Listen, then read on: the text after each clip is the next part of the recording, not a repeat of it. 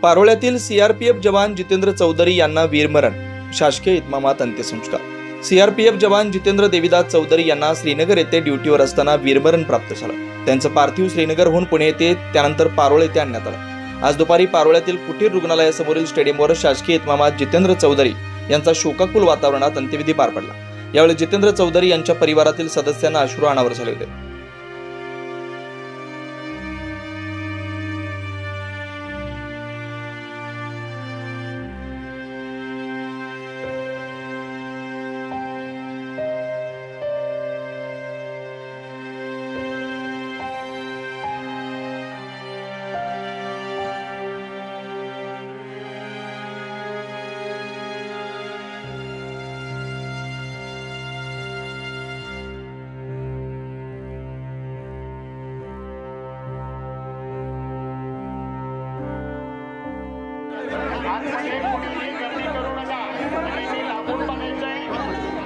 कार्यक्रम पाहता आला पाहिजे।